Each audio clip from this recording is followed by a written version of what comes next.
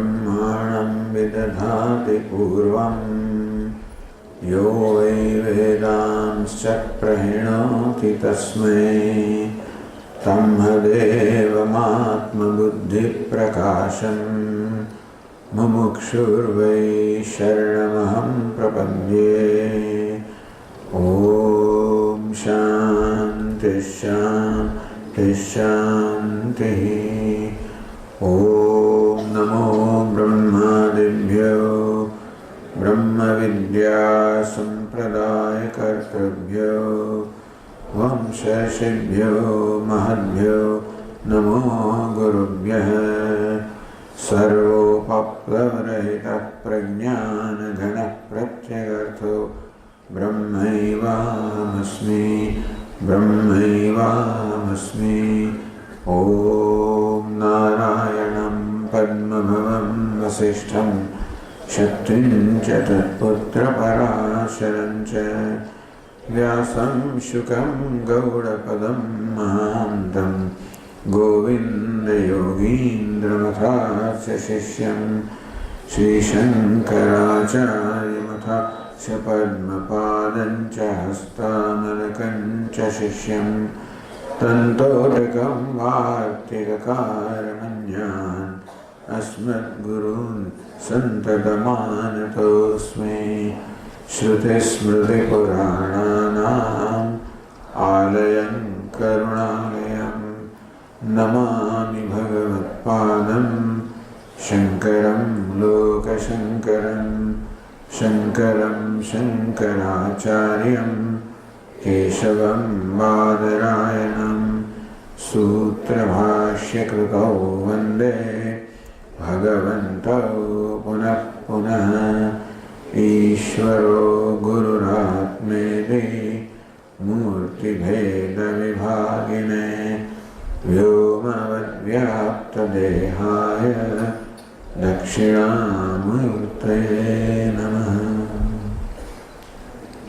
ॐ पार्थाय प्रतिबोधितां भगवता नारायणेन स्वयं व्यासेन ग्रथितां पुराणमुनिना मध्ये महाभारतम् अद्वैतामृतवर्षिणीं भगवतीम् अष्टादशाध्यायिनीम् अम्ब त्वामनुसन्दधामि भगवद्गीते भवद्वेषिणी। यं ब्रह्मा वरुणेन्द्ररुद्रमरुतः स्तुन्वन्ति दिव्यैस्तवैः वेदैः साङ्गपदक्रमोपनिषदैः गायन्ति यं सामगाः ध्यानावस्थिततद्गतेन मनसा पश्यन्ति यं योगिनः यस्यान्तन्न विदुःसुरासुरगणाः देवाय तस्मै नमः। चौथा श्लोक।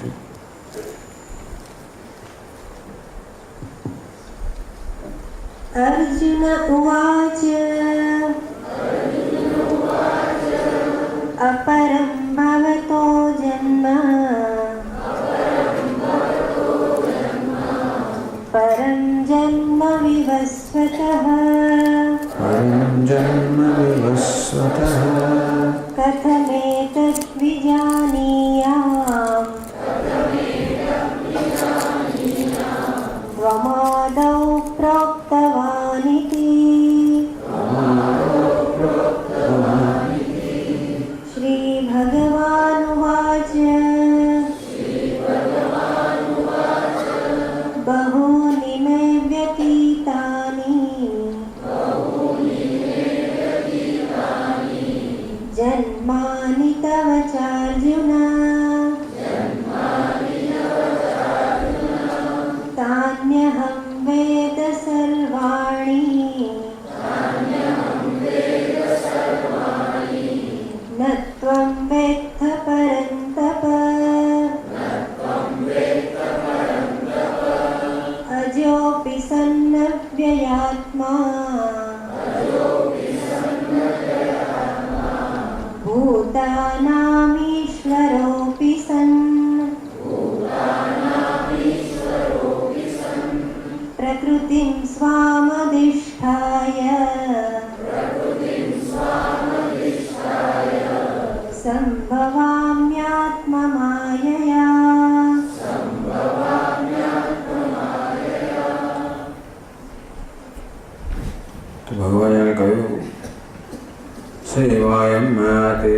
योगः प्रोक्तः पुरातनः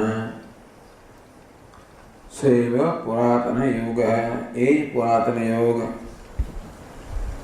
જેમે સૃષ્ટિના પ્રારંભમાં વૈશ્વાનને સૂર્યને ઉપદેશ કર્યો હતો એ જ પુરાતન યોગ એ જ જ્ઞાન તે મયા અદ્ય પ્રોક્તઃ આજે મેં તેને હમણાં એ જ કહ્યો. આ સાંભળીને અર્જુનને થયું કે કદાચ અવિવેકી લોકો, મૂર્ખ લોકો ભગવાનના આ વાક્યને સમજી ન શકે અને ભગવાન કશુંક અસંગત કહી રહ્યા છે, વિરુદ્ધાર્થ કહી રહ્યા છે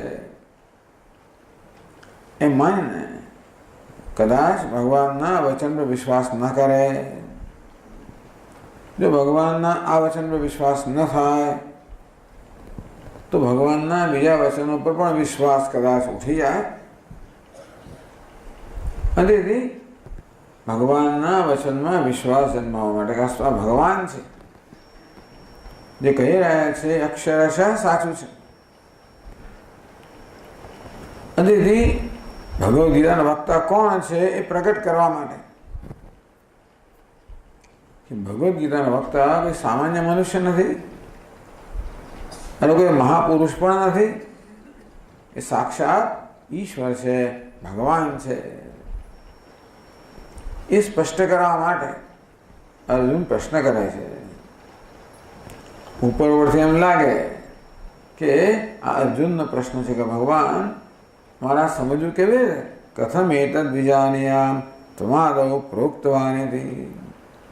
ભગવાન આપે જ આ જ્ઞાનનો ઉપદેશ સૃષ્ટિના પ્રારંભમાં વિવસ્વાનને કર્યો. કથમ એતદ વિજાનીયામ એ મારે કેવી રીતે સમજવું? એટલે કે આપ જે કહો છો તો બરાબર જ છે, પરંતુ અત્યારે મારી જે પ્રકારની સમજ છે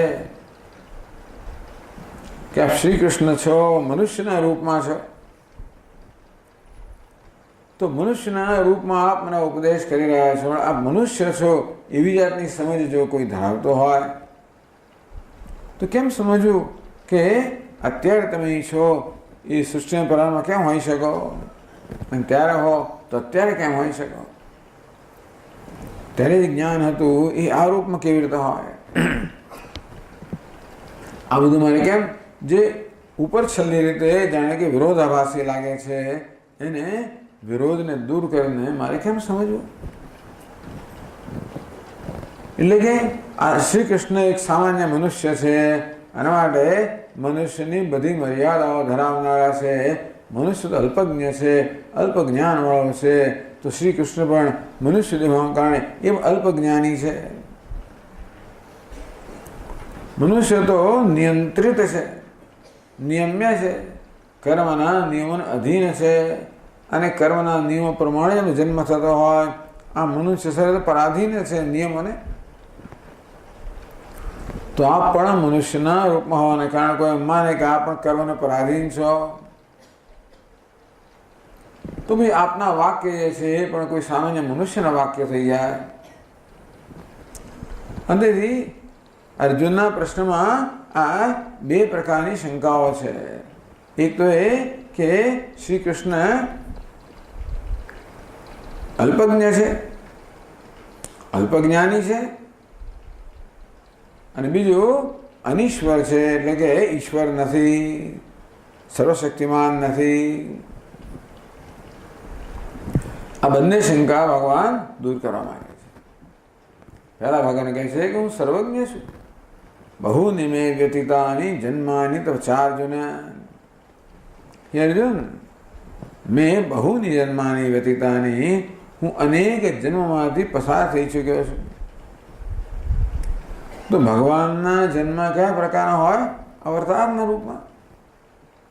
અર્જુન, હું પણ ભૂતકાળમાં અનેક અવતાર લઈ ચૂક્યો છું. તવે છે અને અર્જુન તું પણ કર્મને અધીન રહીને અનેક પ્રકારના જન્મ અસંખ્ય જન્મ લઈ ચૂક્યો છે.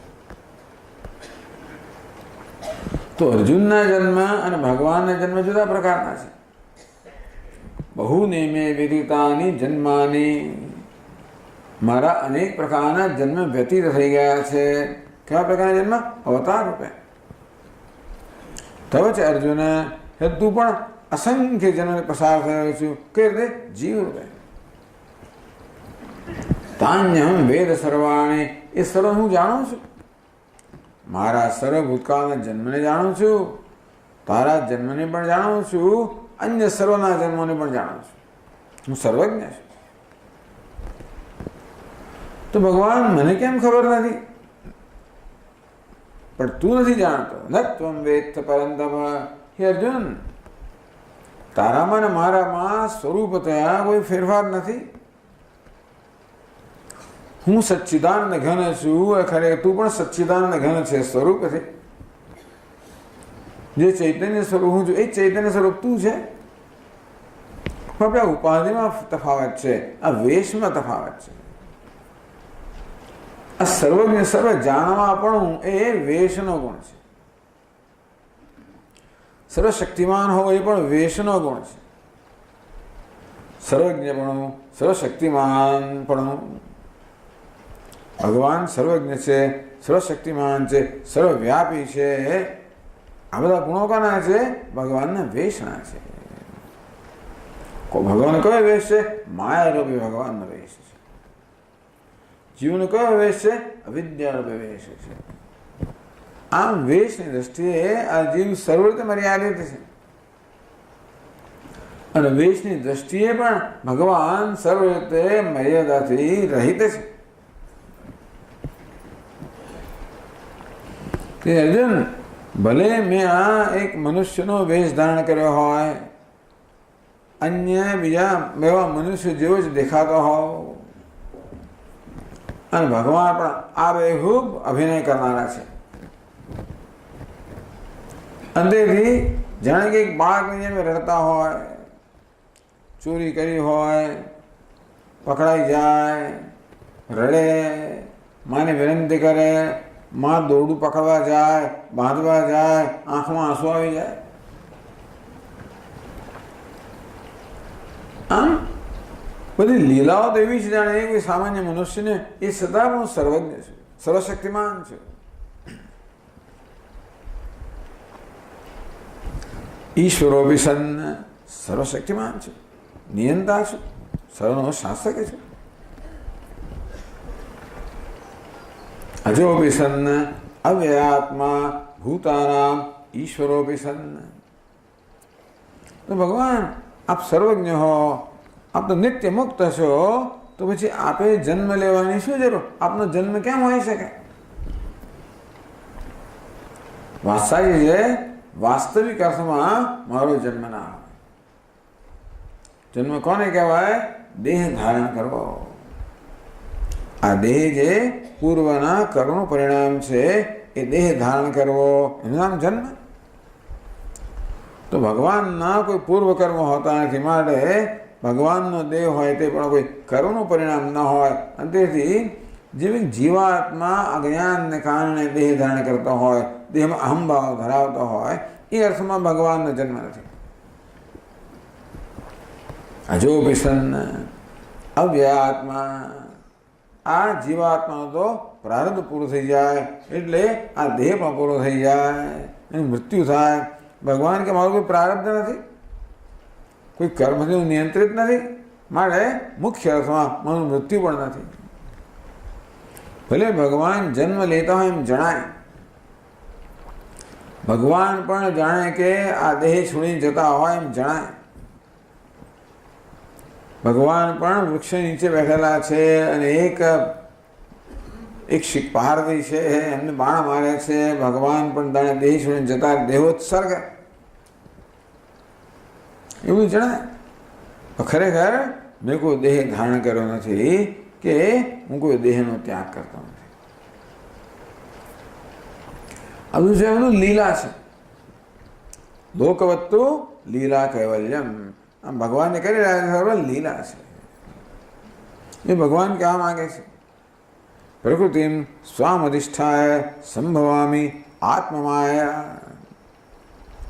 મુખ્ય અર્થમાં મારો જન્મ ન હોય શકે, કારણ કે જન્મ તો જે કર્મને અધીન છે એનો જ હોય. હું તો કર્મને અધીન નથી, ઈશ્વર છું, માટે કશાને અધીન નથી. ગઈકાલે ચર્ચા કરી કે આપણે જન્મ લઈએ ત્યારે આપણે કોઈ સ્વતંત્રતા હોતી નથી. કર્મ જે પ્રકારે નિર્ણય કરે એ પ્રકારનો દેહ મારે ધારણ કરવો જ પડે. મને કોઈ સ્વતંત્રતા નથી. મને ગમે તેટલું લાંબુ જીવવું હોય એ પણ સ્વતંત્રતા મારું પ્રારંભ પૂરું થાય એટલે આ દેહ પડી જ જવાને. મને સ્વતંત્રતા નથી. આ જીવાત્મા સદા કેવો છે?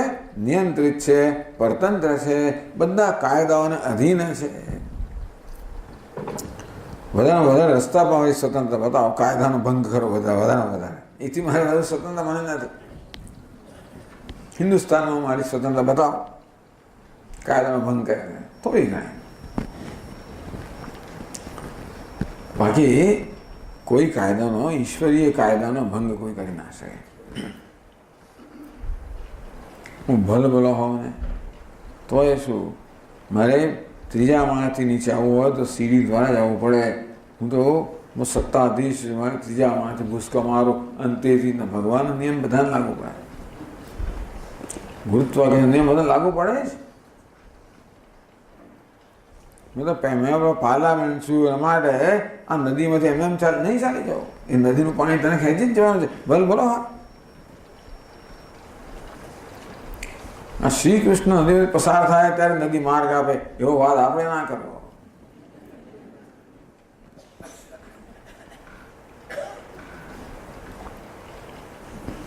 આમ આખી જિંદગી દરમિયાન જીવ વિચારો પરતંત્ર છે, પરવશ છે, નિયંત્રિત છે.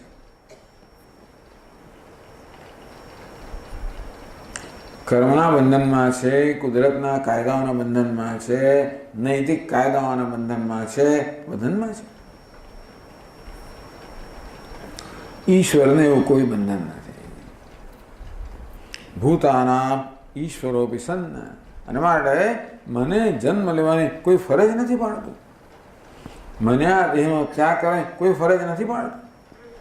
અને મુખ્ય અર્થમાં મારો જન્મ પણ નથી, મુખ્ય અર્થમાં દેહનો ત્યાગ પણ નથી. અંતોય આ બધું હું કરું છું.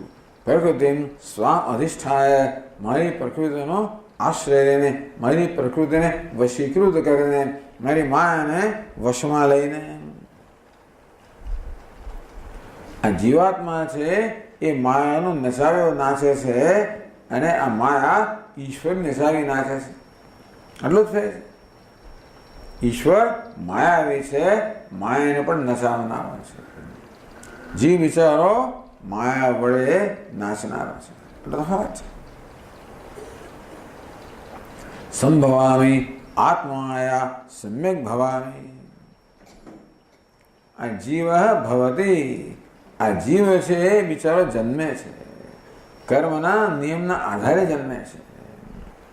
ભગવાન કે સંભવામી સમ્યક ભવામી, હું સારી રીતે જન્મું છું, સારી રીતે પ્રગટ થાવ છું. અર્થાત કર્મના કોઈ નિયમોને કારણે મારી માયા પર, પ્રકૃતિ પર એને વશ કરીને મારી ઈચ્છા પ્રમાણે હું જન્મ છું. સંભવામી. આત્માયા, મારી માયાથી. એટલે ઘણી બધી ચર્ચાઓ થાય છે કે આ ભગવાનનો દેહ કયા પ્રકારનો છે. ભગવાન શ્રી કૃષ્ણ દેહ કયા પ્રકારનો છે.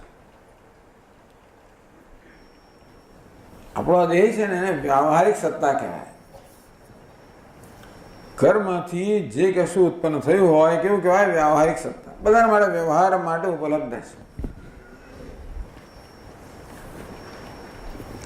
તો ભગવાનનો દેહ તો કર્મથી ઉત્પન્ન થયો નથી, માટે વ્યવહારિક સત્તા નથી. વ્યવહારિક સત્તા એટલે વ્યવહારના બધા નિયમોને અધીન. આ દેહ છે વ્યવહારના બધા નિયમોને અધીન છે. જેમ સમય જાય તેમ જેમ આ દેહની અંદર પરિવર્તન થવાના.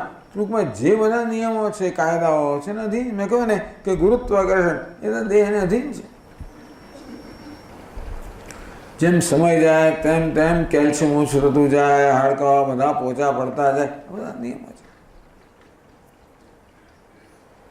સમય જાય તેમ તેમ ભાઈ કરોડરજ્જુની અંદર ધીમે ધીમે જગ્યાઓ થતી જાય, એવું થતું જાય, ભલે ભલા ને થાય. એટલે આ દેહ છે એ આ બધા નિયમોને અધીન છે. આ વ્યવહારના બધા નિયમો, વ્યવહારની બધી મર્યાદાઓ એને લાગુ પડે. પણ ભગવાનનો દેહ વ્યવહારિક નથી, કર્મથી જન્મેલો નથી, કર્મની અસર તળે નથી. તો બીજી એક શબ્દ પારમાર્થિક. પારમાર્થિક એટલે અબાધિત. તો આ પારમાર્થિક કોને કહેવાય? જે તો આપણા કોઈ દિવસ વ્યવહારનો વિષય જ નથી, નિત્ય શુદ્ધ બુદ્ધ મુક્ત, જે કહ્યું તે તો વ્યવહારનો વિષય જ નથી. એટલે આ ભગવાન દેહ પારમાર્થિક ના હોઈ શકે. વ્યાવહારિક પણ નથી. કઈ શબ્દ છે? પ્રાતિભાષિક. આ વેદાંત 3 સત્તાઓ શીખાય છે: પારમાર્થિક, વ્યાવહારિક, પ્રાતિભાષિક. પરમાત્મા પરમ બ્રહ્મ પારમાર્થિક છે, ત્રણેય કાળમાં સમાન છે. એ ક્યારેય પણ કોઈ વ્યવહારના, એ અસંસારી, કોઈ વ્યવહારનો વિષય ના બને. ચૈતન્ય એની કારણે સર્વ વ્યવહાર છે, બસ સ્વયં વ્યવહારનો વિષય નથી. પારમાર્થિક સત્તા એટલે પરમાત્મા. વ્યાવહારિક સત્તા જે ઈશ્વરની સૃષ્ટિ છે અને જીવના કર્મને કારણે ઉત્પન્ન થયેલી છે. આ જાગ્રત અવસ્થા કેવી છે? વ્યાવહારિક સત્તા. એ બધા માટે સમાન છે. મને જે દેખાય છે તમને દેખાય છે વગેરે, હું જે અનુભવ તમે અનુભવો છો. ફરી છે પ્રાતિભાષિક સત્તા. જેમ કે આપણું સ્વપ્ન, મારા સ્વપ્નમાં માત્ર મને જ પ્રવેશ છે, તમને પ્રવેશ નથી. એ કેવી છે? પ્રાતિભાષિક, અર્થાત મારા મનની કલ્પના છે. વ્યાવહારિક સત્તા ઈશ્વરના મનની કલ્પના, સમષ્ટિ મનની કલ્પના. પ્રાતિભાષિક સત્તા વ્યષ્ટિ મનની કલ્પના, વ્યક્તિગત મનની કલ્પના, જેમ કે સ્વપ્ન. અને પારમાર્થિક એ કલ્પના નથી, જે સત્ય છે. તો કઈ સત્તામાં ભગવાનનો દેહ આવે? બધી ચર્ચાઓ થાય છે. દેહ પારમાર્થિક, વ્યવહારનો વિષય પારમાર્થિક નથી. પણ વ્યવહારનો વિષય હોવા છતાં પણ વ્યવહારિક એટલા માટે કે કર્મ બંધનમાં નથી. તો એ ભગવાન એવું છે પ્રાતિભાષિક છે એમ કહેવાય. એટલે કે નથી છતાં પણ ખરેખર અથવા દેહ નથી, પણ છતાં ભાષે છે. આત્મા માયા. આ ભગવાન દેહ છે માયાનું સર્જન છે, અવિદ્યાનું સર્જન નથી, કર્મનું સર્જન નથી, માયાનું સર્જન છે. માયા કોને કહેવાય? જે નથી એને પણ દેખાડે એમના માયા. અને માટે ભગવાનનો દેહ જાણે કે આપણા દેહ જેવો હોય એવું દેખાય, પરંતુ એ વાસ્તવમાં માત્ર માયિક આત્મા માયા, માયાથી સર્જાયેલો દેહ છે. ભક્ત લોકો તો એથી આગળ જાય છે. ભગવાનને દેહ ના હોય કે છે. પ્રકૃતિ સ્વામ અધિષ્ઠાય. પ્રકૃતિ અર્થ માયા કર્યો, પ્રકૃતિ બીજો અર્થ સ્વરૂપ કર્યો. મારા સ્વરૂપમાં નિષ્ઠ હોઉં છું. સચ્ચિદાનંદ નિત્ય શુદ્ધ બુદ્ધ મુક્ત સ્વભાવ નિત્ય છે. દેહ કેવો છે? એ નિત્ય શુદ્ધ બુદ્ધ મુક્ત જ છે, ચિન્મય દેહ છે, આ ચૈતન્ય સ્વરૂપ દેહ છે. એવું ભક્તનો કે ભગવાનની કોઈ દેહ નથી. ભગવાનનો દેહ માનો છે, પણ વાસ્તવમાં સચ્ચિદાનંદ ઘન જ છે. માત્ર માયાને કારણે એ આવો દેહ જેવો ભાષે છે. ટૂંકમાં કહેવાનો અર્થ એ છે કે આ ભગવાનનો દેહ આપણા જેવો દેહ નથી. ભલે એમાં પણ એવું જ લોહી માંસ બધું દેખાતું હોય, ભગવાનના દેહમાં પણ લોહી તો નીકળે છે. મહાભારતના રણ મેદાનની અંદર ભીષ્મ પિતામહ કહે છે કે ભગવાન કેટલો નિષ્ઠુર હતો, કેટલો ક્રૂર હતો. મારા બાણની વર્ષા મેં કરી અર્જુન પર, આપના પર પણ કરી, અને આપના દેહ પરથી આમ લોહીના ટીપા વહી રહ્યા છે, હું જોઈ રહ્યો છું. ભગવાન મહાભારતના યુદ્ધની અંદર જ્યાં થાકીને પોતાનું કામ કે થાકી ગયા, આમ પ્રસ્વેદના બિંદુ એમના મુખ પર દેખાય. એમની અંદર શોભામાં વૃદ્ધિ થાય, પછી એવું દેખાય. આ બધું શું છે? માત્ર માયાનો આભાસ છે. એટલું આબેહૂબ છે કે કોઈને વહેમ પણ ના પડે કે આ માયા છે બધું. એટલે ટૂંકમાં ભગવાન આ રીતે એનો દેહ માયિક દેહ છે અને તેને કારણે જ આ બધી એમની લીલા છે, એમનું કોઈ વાસ્તવિક કર્મ નથી. એટલા જ માટે આ દેહના કે કોઈના નિયમોથી કે મર્યાદાઓથી ભગવાન પર છે એવું જણાવવા ના દે. ખાસ કરીને રામચંદ્રના અવતારની અંદર તો ભાગ્યે ભગવાને પોતાનું ઐશ્વર્ય પ્રગટ કર્યું. મોટે ભાગે મનુષ્યની જેમ જ વ્યવહાર કર્યો છે. કૃષ્ણ ભગવાને એવી કે બહુ સંકોચ નથી રાખ્યો. જ્યારે જરૂર પડે ત્યારે ઈશ્વર પ્રગટ કરી દે. ટચલી આંગળા આખો પર્વત ધારણ કરે. અરે 7 વર્ષનો છોકરો પર્વત ધારણ કરે? ભલા રાક્ષસો આવે, બકાસો, રઘાસો, લાઈન બંધ બધા લોકોને કશું. જ્યાં સુધી ભગવાન વૃંદાવન ત્યાં સુધી એમણે શસ્ત્ર ધારણ કર્યું જ નથી. વૃંદાવનમાં હતા ત્યાં સુધી તો મથુરા ગયા પછી એ પહેલા શસ્ત્ર ધારણ જ નથી કર્યું. હાથથી હાથ એનાથી જ એને કામ કરે છે. પણ તેમનો ઐશ્વર્ય બહુ સ્પષ્ટ છે.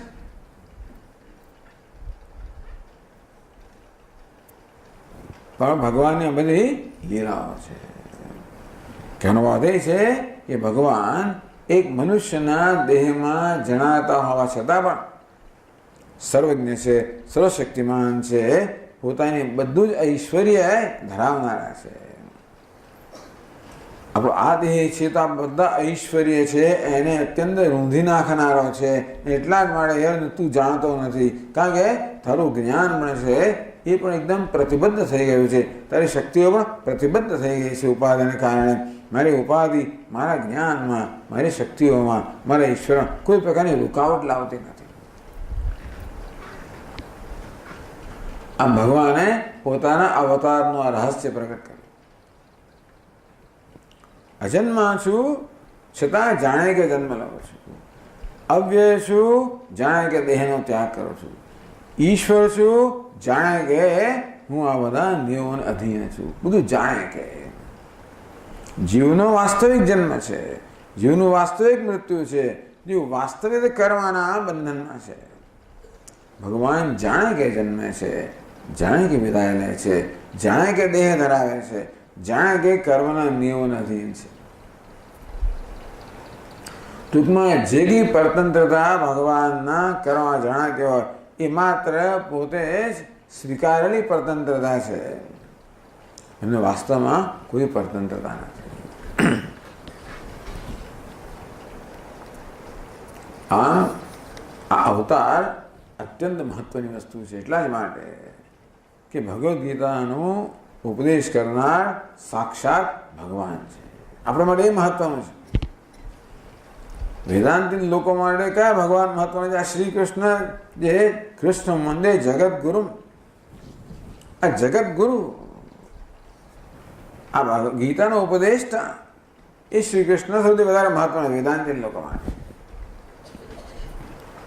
અને સાક્ષાત ભગવાન છે, સર્વજ્ઞ ભગવાન છે. એટલા જ માટે એમના બધા જ વચન કેવા છે? વિશ્વસનીય છે, પ્રમાણભૂત છે.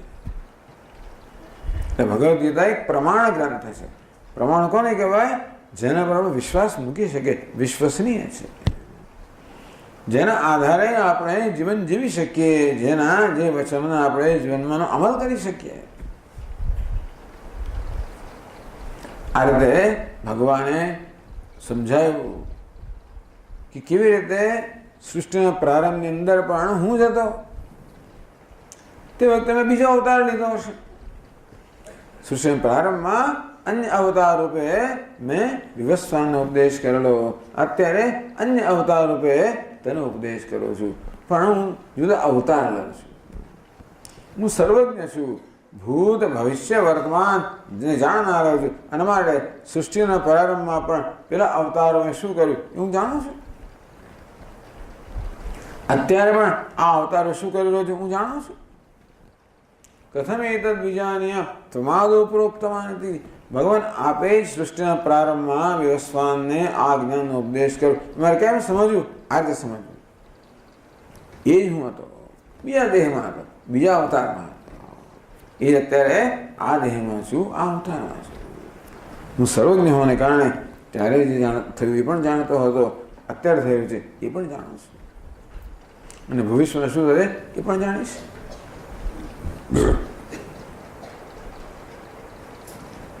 અવતારની વાત આવી. તચ્ચ જન્મ કદા કિમર્થમ ચૈતિ ઉચ્યતે. ભગવાન હવે અવતારનું રહસ્ય આગળ કહી રહ્યા છે. ભગવાન જન્મ ધારણ કરે છે, જાણે કે એ પ્રકારનો જન્મ, જાણે કે જન્મ. તો ભગવાન આપ ક્યારે ધારણ કરો છો અને શા માટે ધારણ કરો છો? ભગવાન ક્યારે અવતાર લે છે અને શા માટે અવતાર લે છે? આ બે પ્રશ્નો ઉત્તર આપણને પછીના બે શ્લોકમાં આપવામાં આવે છે. 7મા શ્લોકમાં કહે છે, यदा यदा हि धर्मस्य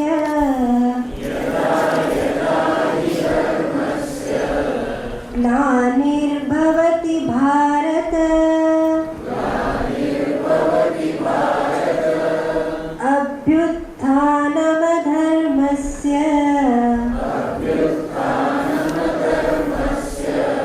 तदात्मानं सृजाम्यहम्.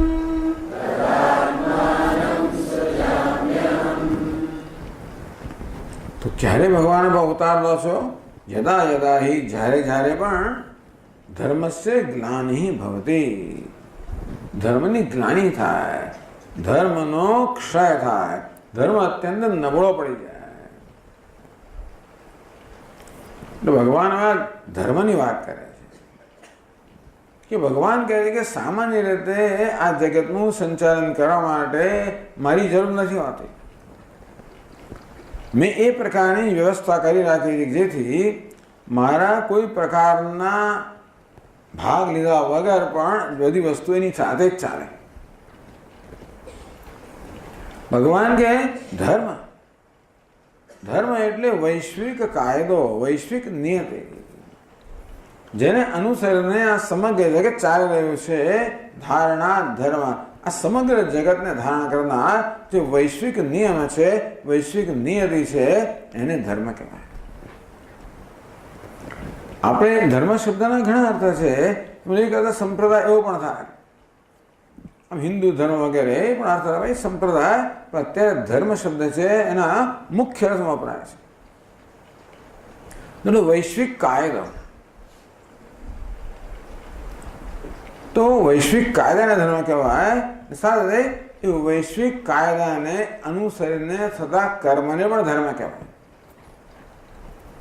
તો આપણે જે કર્મ કર્યું એ ધર્મને અનુરૂપ ક્યારે કહેવાય? જ્યારે એ વૈશ્વિક નિયતિ કે કાયદાને અનુરૂપ હોય. આમ આપણે જગત જોઈએ છે, જગતની અંદર બધી જ વસ્તુઓ અત્યંત વ્યવસ્થિત રીતે ચાલી રહી છે. एतस्याक्षरस्य प्रशासन गार्गी सूर्याचंद्रमसो विधुतौ तिष्ठत.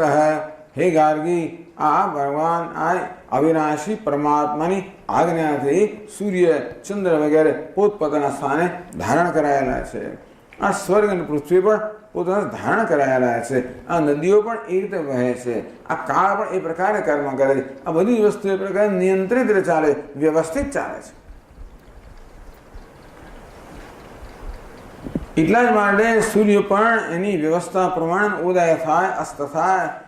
એવી રીતે પૃથ્વી પણ સૂર્યની આસપાસ ફરતી હોય, જે થતા બધું નિયમ પ્રમાણે થાય છે.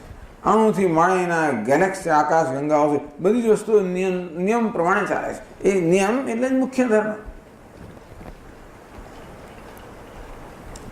તો એ જ નિયમનું આપણે જ્યારે પાલન કરીએ ત્યારે આપણું જીવન પણ ધર્મમય કહેવાય.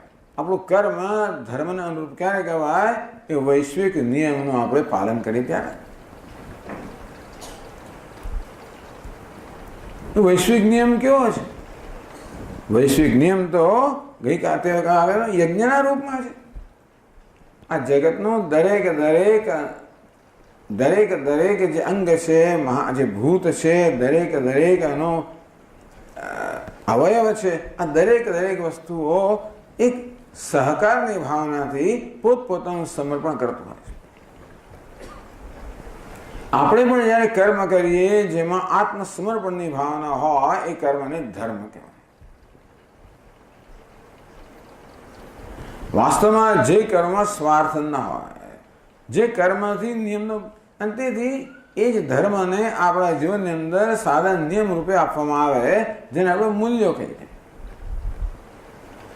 અહિંસા, સત્ય, અસ્તેય વગેરે આ જે મૂલ્યો છે એ જ ધર્મ છે, એનું જ વાસ્તવમાં અનુવાદ કરે છે. માટે આપણે આપણું જીવન આ મૂલ્યોને અનુસરીને જીવીએ તો આપણે પણ ધર્મને અનુસરી કહેવાય. આપણે જેમ પણ અહિંસા હોય, બીજા કોઈ આપણે ઈજા ન પહોંચાડીએ, આપણા ધ્યેયને સિદ્ધ કરવા માટે આપણે બીજાના પગ પર પાટો ન મારીએ, બીજાનો હક ન છીનવી લઈએ, બીજાને ઈજા ન પહોંચાડીએ, બીજી લાગી ન દુભવીએ, બીજાના હકની પણ આપણે આદર કરીએ. આપણા જેમાં સત્ય હોય, પ્રામાણિકતા હોય, દંભ ના હોય, જૂઠાણું ના હોય, છેતરપિંડી ના હોય. આ પ્રકારે એ જ વૈશ્વિક જે નિયમ છે એનું આપણા જીવનમાં કેમ પાલન કરવું એના માટે શાસ્ત્રો આપણને મૂલ્યો આપે છે. એને જ કર્તવ્ય કહેવામાં આવે છે. ધર્મનું કર્તવ્ય, પુત્ર તરીકેનું કર્તવ્ય, પિતા તરીકેનું કર્તવ્ય, માતા તરીકેનું કર્તવ્ય, નાગરિક તરીકેનું કર્તવ્ય વગેરે એ કર્તવ્ય રૂપમાં આવે. તો આપણે આ પ્રકારે જીવનના મૂલ્યોનું પાલન કરીએ, આપણા કર્તવ્ય પ્રમાણે વર્તીએ. સ્વામી મહારાજ કહે કે દરેક પરિસ્થિતિમાં આપણને આ પ્રકારની એક પસંદગી કે વિકલ્પ હોય છે. What is right to do, what I like to do. What is right to do, what I like to do. દરેક સ્થિતિમાં શું કરવું જોઈએ અને શું કરવા ઈચ્છું છું, શું કરવું ગમે, શું કરવું યોગ્ય છે અને શું કરવું ગમે. સાચું બોલવું યોગ્ય છે, પણ ક્યારેક ક્યારેક ખોટું બોલવું મને અનુકૂળ હોય છે અને માટે એ ગમે. ડૉક્ટરે કહ્યું છે કે ભાઈ સ્વામીજી હવે તમારી બ્લડ શુગર આટલી છે અને માટે હવે તમે બધી મીઠાઈ બંધ કરો. અને શું કરે યોગ્ય છે, મીઠાઈ ન ખાવી, મને ગમે છે મીઠાઈ ખાવી. આમ જ્યારે પણ આપણામાં રાગ, કામ, ક્રોધ વગેરે આવે વસ્તી ત્યારે જે કે કર્મ થાય એ કર્મ આ ધર્મથી વિરુદ્ધનું હોવાનું. ધર્મનું પાલન કરવા માટે આપણા રાગ, દ્વેષ, કામ, ક્રોધ વગેરે આવેગોને આપણે વશમાં રાખવા જ પડે, અને તો જ આપણે નિયતિનું પાલન કરી શકીએ, નહીં તો ન કરી શકીએ. એવું થતું હતું. સત્યયુગમાં શક્ય હતું. ત્યાં સત્યની પ્રધાનતા હતી અને ત્યારે તપશ્ચર્યાની, ધ્યાનની, આત્મસંયમની પ્રધાનતા હતી, અને માટે ધર્મનું પાલન થતું હતું. જેમ જેમ સમય ગયો, જેમ જેમ રજોગુણ પ્રવેશ કરતો ગયો, પછી તમોગુણ પ્રવેશ કરતો ગયો, તેમ લોકોની આત્મસંયમ જે છે, ટૂંકમાં પોતાના મનને ઇન્દ્રિયો નિયંત્રિત કરવાની જે શક્તિ જોઈ એ ક્ષીણ થતી ગઈ. પોતાના આવેગ પરનો કાબુ પણ થોડો ઓછો થતો ગયો અને માણસમાં ભોગ બુદ્ધિ વધતી ગઈ, રાગ દ્વેષ વધતા ગયા. અંદરથી શું કરવું જોઈએ ને શું ગમે છે એ થવા માંડ્યું.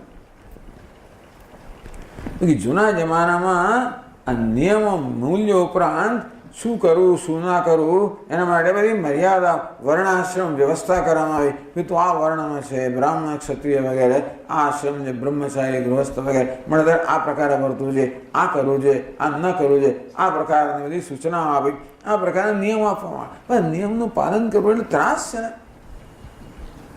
નિયમનું પાલન એટલે ત્રાસ. લાલ લાઈટ હું જોઈ રહ્યો છું, લાલ લાઈટ આવી રહી છે, 10 સેકન્ડ બાકી, જે ધમધમાવામાં કે મારે ઉભા ના રહેવું પડે. અને એકદમ ગન ત્યારે પેલી લાઈટ બંધ થઈ ગઈ. આમ તેમ જોયું, હું તો પેલો પોલીસ ના જતો જતો જ રહું, એ આમ જતો આમથી જતો. નિયમનું પાલન અઘરું છે. નિયમના પાલન માટે મને શું ગમે છે એના પર આપણે કાબુ રાખવો પડે અને શું કરવું જોઈએ એ કરવું પડે. એમ એટલે કે આત્મસંયમની અપેક્ષા રાખે છે. એટલે આવી જાતનો આત્મસંયમ હોય, ઇન્દ્રિય નિગ્રહ હોય, પોતાના મન પર કાબુ હોય તો જ ધર્મનું પાલન થાય, બાકી ના થાય.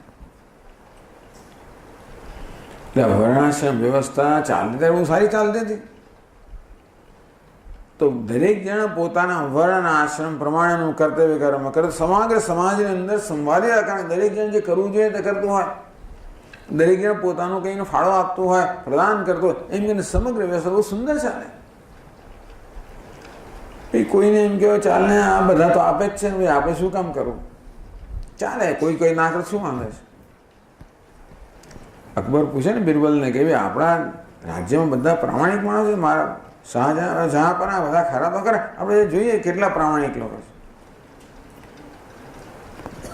એટલે શહેરની અંદર વચમાં એક મોટું પાત્ર મૂકવામાં આવ્યું અને દરેક કહેવાનું હવે દરેક આટલું જ નાની તબક્કે ખાલી દૂધ નાખવું, બસ આટલું જ કરવું દિવસ દરમિયાન.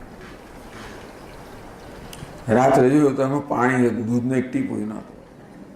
દરેકને એમ કે હું એકલું આટલું જરાક પાણી નાખ્યું શું વાંધો છે, નહીં આવે, બધા દૂધ નામ રેડવાના જ છે. આમ ધીમે ધીમે છૂટ લેવાતી જાય, છૂટ લેવાની ટેવ પડે ને પછી ધીમે ધીમે આપણું સંચાલન કરવા માંડે. એમ કરતાં કરતાં આત્મસંયમ જતો જાય, ભોગ બુદ્ધિ તીવ્ર થતી જાય, છૂટ લેવાતી જાય. આ પછી આ વર્ણ આશ્રમ આપણને બહુ બંધન કરતા લાગે છે. એમાં હું આને જ પરવાનું પહેલાં નહીં પણ કોણે શા માટે આ જ ખાવાનું પેલું નહીં ખાવાનું, આ બધી શું ધીમે ધીમે બધા નિયમનો વિરોધ થવા માંડે. વ્યક્તિ સ્વાતંત્ર્ય, વાણી સ્વાતંત્ર્ય, ફલાણું સ્વાતંત્ર્ય. એટલે સ્વચ્છંદતા ધીમે ધીમે સ્વચ્છંદતામાં પરિણામે. કાળને ભગવાનની કાળનો સ્વભાવ આવું જ કરે. આ કાળ સમય જતા ધીમે ધીમે માણસોના સ્વભાવ આ પ્રકારની અસર કરતો જ જાય. યદા એલા ધર્મસ્ય ગ્લાનિર્ભવતિ ભારત. આમ ધર્મની ગ્લાની થવા માંડે, ધર્મહીન થવા માંડે. કારણ કે ધર્મનું પાલન અપેક્ષા રાખે છે આત્મસંયમની, આત્મસમર્પણની, સેલ્ફ સેક્રિફાઈસની અપેક્ષા રાખે. આપણે હંમેશા પોતાનું કોઈને કોઈ રીતે ખરેખર ભોગ આપવો પડે તો જ ફરજ બજાવે ને.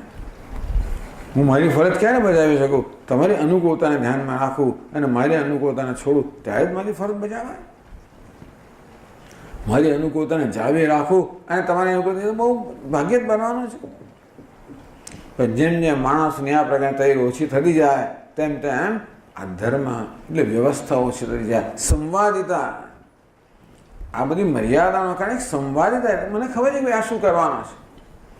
બધા લોકો ધારો કે રસ્તા પર ટ્રાફિકના નિયમનું પાલન કરતા આપણે ખબર પેલો શું કરશે, ખરું ઘૂસી નહીં જાય, આમથી આમ નહીં આવે, આમ મને ક્રોસ નહીં કરે, આમ કટ નહીં કરે, બધું વ્યવસ્થિત ચાલે. અમેરિકામાં ખબર છે કે માણસ કેવી રીતે ડ્રાઈવ કરશે.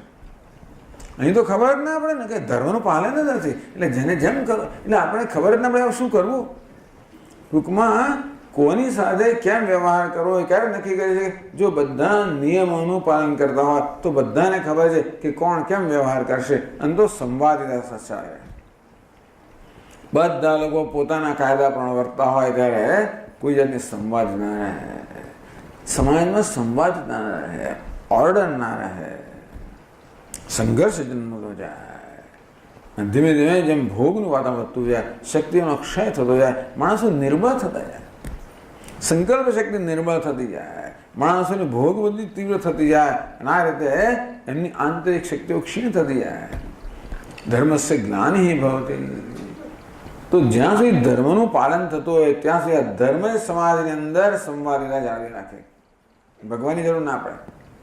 કાયદાનું પાલન થતું હોય ધર્મ એટલે વૈશ્વિક કાયદો. પછી જેમ જેમ કાયદાનો ભંગ થાય તેમ તેમ પછી અધર્મના બળો છે ને ધીમે ધીમે બળવાન થવા માંડે. પછી કામ અને ક્રોધ બળવાન થવા માંડે. એમને જોયું કે હવે અમને તક મળે છે. અભ્યુત્થાનમ અધર્મસ્ય.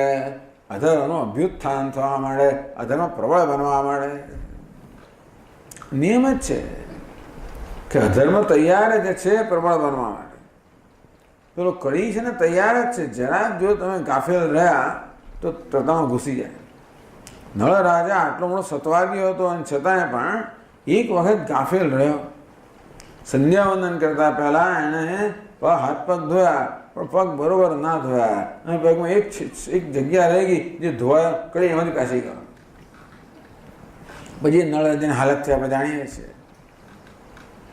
આમ આ અધર્મના બળીવળો છે હંમેશા આક્રમણ તૈયાર જ હોય. ચોરને નિમંત્રણ ના આપવું પડે. તમે ભૂલી ગયા છો બારણું બંધ કરવાનું, કે ચાવી લગાવવાનું, કંઈ કરવાનું, એ તો છે તૈયાર જ છે. તેમ કામ ક્રોધી ચોરોને નિમંત્રણ આવે તૈયાર જ છે, ચાંપીને જ બેઠેલા છે. જેવો આપણે ગાફેલ રહ્યા કે ધીમે ધીમે લોકો આક્રમણ કરવાનું, અધરોનું બળ વધતું જ જવાનું. વિજ્ઞાનમાં સેકન્ડ લો ઓફ થર્મોડાયનેમિક્સ કહેવી, આ એન્ટ્રોપી અર્થાત અવ્યવસ્થાનો સ્વભાવ વધતી જ જાય. તમે જોયું ને સ્વચ્છ ભારત, અવ્યવસ્થા વધતી જ જાય. જ્યારે જરૂર જોતામાં કચરો અને ઢગલા થઈ જાય, જો કે એનો સ્વભાવ એવો છે. અધર્મનો સ્વભાવ છે વધતો જ જાય. અભ્યુત્થાન અધર્મ એટલે બધી અવ્યવસ્થા. સમાજમાં કોઈ સંવાદ ના રહે, વ્યવસ્થા ના રહે, સંઘર્ષ વધવા માંડે, એટલે લડાઈ ઝઘડા વધવા માંડે, દુઃખ ચારે બાજુ ફેલાઈ જાય. બિચારા થોડા ઘણા લોકો ધર્મનું પાલન કરવા માંગતો, એનું કંઈ કરવા ના દે પાછું. અત્યારે તમે પ્રામાણિક હો ને, તમે લાંચ ન લેતા હો, પ્રામાણિક કામ, તો તમે કામ જ ના કરવા દે. ક્યાંથી ક્યાંય તમને અહીંથી આસામ મોકલી આપે, ત્યાં મોકલી આ વચમાં આવે છે આ માણસ, આપણે એને ક્યાંય મોકલી આપે. તમારા સહકર્મચારીઓએ સ્વીકારે નહીં, તમારા ઉપરના ના સ્વીકારે, તો આ નીચેના ના સ્વીકારે, હડફેલો મારીને ક્યાં ને ક્યાં દૂર કરીને. આમ જેમ અધર્મ પ્રવર્ત થતો તેમ ધર્મનું પાલન મુશ્કેલ થઈ જાય. આ ધર્મનું પાલન જેમ મુશ્કેલ થાય તેમને અધર્મ વધતો જ જાય પાછું. અવ્યવસ્થા વધતી જાય, સંઘર્ષ વધતો જાય, અને અંદર એટલે દુઃખ વધતું જ જાય, સંતાપ વધતો જાય. તદાત્માનમ સૃજામ્યહમ. ભગવાન આ એક સમય છે જ્યારે મને લાગે મારે આવીને સરખું કરવું. આ વ્યવસ્થા કરવાના ધર્મનું હવે કોઈ ધર્મમાં કોઈ બળ રહ્યું નથી. ભગવાન કે મારે આવીને બધી વ્યવસ્થા સરખું કરવું પડશે, એટલે એને ઉપરથી નીચે આવવું પડે. નહીં એ તો ઊંઘી જવા માંગે છે. વૈકુંઠમાં અને એમના ક્ષીર સાગરમાં આરામથી ઊંઘે જ છે. જવું પડે આપણે. દેવતાઓએ કેટલી બધી પ્રાર્થના કરવી પડે. આ પૃથ્વી કઈ જો ને મારા પર કેટલો ભાર વધી ગયો છે, મને આ માણસોનો ભાર, આ પાપનો ભાર સહન કરી શકતા નથી. બિચારી ગાય બની જાય બ્રહ્માજી પાસે, ભગવાન આપે જગતનું સર્જન કર્યું છે, આપ કંઈ કરો. હવે ભગવાન હું તો સર્જન કર્યું, પાલન કરવાનું કામ મારું નથી, એનું છે. મેં સર્જન કર્યું, આપણે એની પાસે જવું પડે. એ તો આરામથી ઊંઘે છે, તો ઉઠાડવા પડે, પ્રાર્થનાઓ કરવી પડે, ત્યારે એમના કારણે પડે. ત્યાં સુધી ઊંઘતા એવા કેવા, એમને ખબર જ નથી પડે ત્યાં શું નીચે ચાલે, એમને કહેવું પડે આપણે પાછું.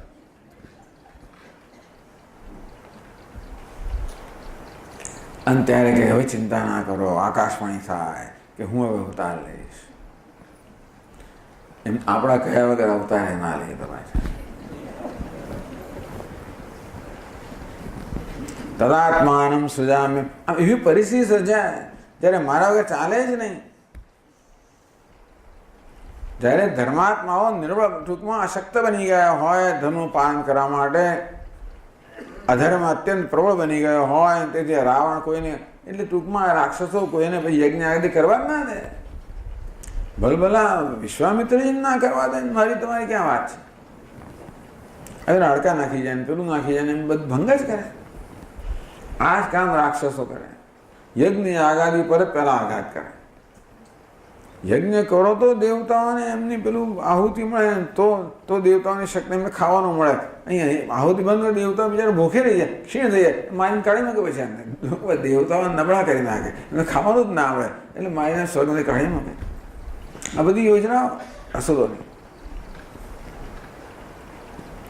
તદાત્માનમ સૃજામ્ય. ત્યારે ભગવાન કહે કે હું મારા આત્માનું એટલે કે આ દેહનું ઉપાધિનું સર્જન કરું છું, અને હું યોગ્ય ઉપાધિમાં ઉપાધિ ધારણ કરું છું, એનો અવતાર. તો ક્યારે ભગવાન અવતાર લે એ કહેવામાં આવ્યું. લઈને શું કરો ભગવાન આપ, એ પછીના શ્લોકમાં કહે છે.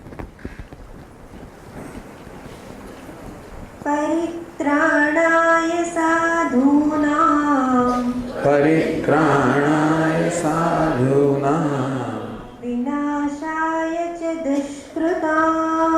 વિનાશાય ચ દુષ્કૃતામ ધર્મ સંસ્થાપનાર્થાય ધર્મ સંસ્થાપનાર્થાય સંભવામિ યુગે યુગે સંભવામિ યુગે યુગે.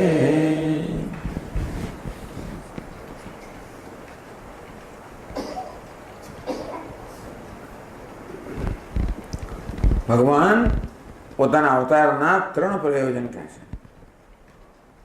પરિત્રાણાય સાધુના, સાધુઓના પરિત્રાણ, પરિતઃ ત્રાણ, સર્વથી રક્ષણ કરવા માટે. સાધુ કોને કહેવાય?